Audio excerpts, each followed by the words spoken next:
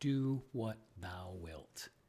Hello, everyone, and welcome to episode 15 of 7 Minutes with the Magus, featuring your host, Omega Logion, Magus of the Eon of Maat. In this episode, we're going to talk about the next holy book that I received. I channeled from my holy guardian angel in May of 2021, a book called The Book of the Wandering Stars. Now, this has a few important themes in it. First of all, these are the words of Amun. It's his first appearance in our gnosis. He's been mentioned a couple of times, but these are his actual words of his message to us. So that's the first thing.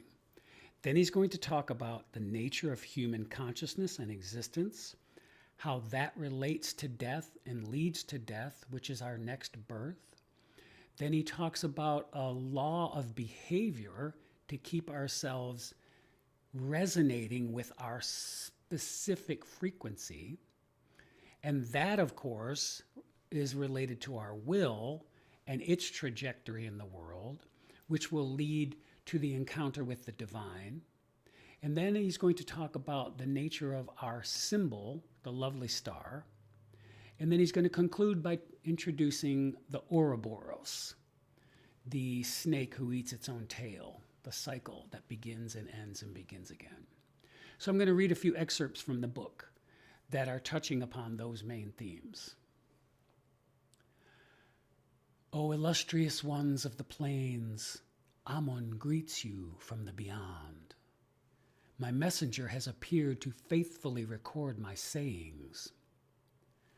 Let it be known unto men and women that they are stars. The first principle is the holy and formless fire that breathes the spirit of life into you. The next principle is the indefeasible right to self-determination. The third principle is balance. A resonance in the morphic field allows the continuity of your consciousness to exist. That resonance must be kept in order to transcend death. And then there's a long meditation on death, and it concludes by saying, just as you emerged from her womb, so she welcomes you again at the end. The angel of death is a woman. The all-mother, all-slayer, all-releaser, all-forgotten. He then continues talking about the king, the queen, the emperor, the empress, the cycles of birth and death, the egg and the seed, and the cycle that continues over and over. It's full of dense Kabbalistic imagery. And then he changes to start talking about action as a human being.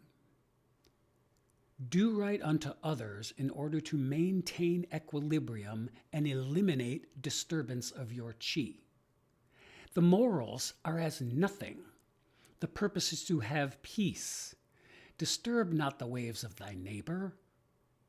Find peace in order to secure freedom.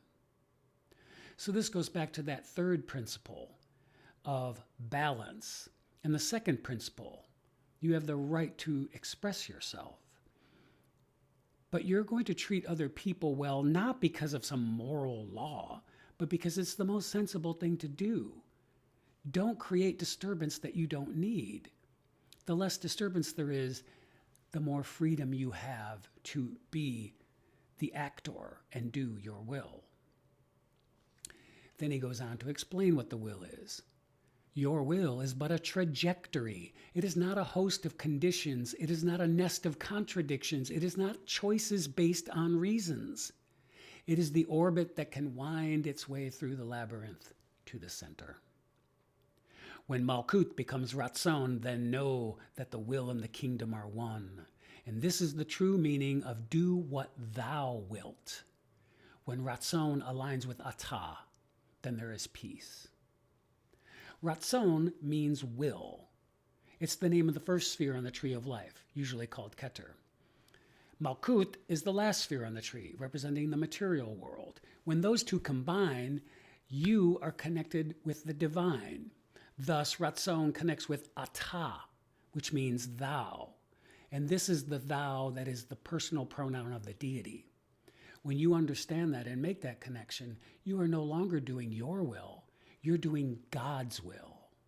Do what thou wilt. Now that he's introduced the idea of religion, he's going to talk about the symbols of various religions. This you will call the book of the wandering stars, the book of the native tongues of every continent, choosing their words carefully to shape the symbols of their tribe. The Vajra and the cross, the wheel and the crescent, the star and the star, the Tai Chi and the geometries of all other cultic symbols. None of these provides the key to the essence of the mystery. Only your holy symbol depicts the crossing over and regeneration in the precise terms necessary.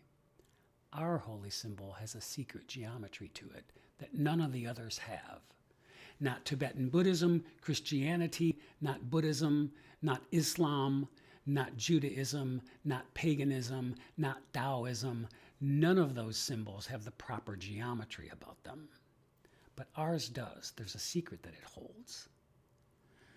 And he concludes the book by introducing one last thing. Now, as for the gate of the god, this is simple to name, it is harder to know, and it is most difficult to realize fully. But herein is wisdom. It can be found in the chariot of the sun. Within these are the codes that tell of the current and the vibration and the longevity of the serpent that arises in my bosom to devour its own tail. And just as the Ouroboros is the snake that creates a circuit that continues, so we've come to the end of this circuit, and it will be continued in a future episode. I hope you'll join me, and until then, love is the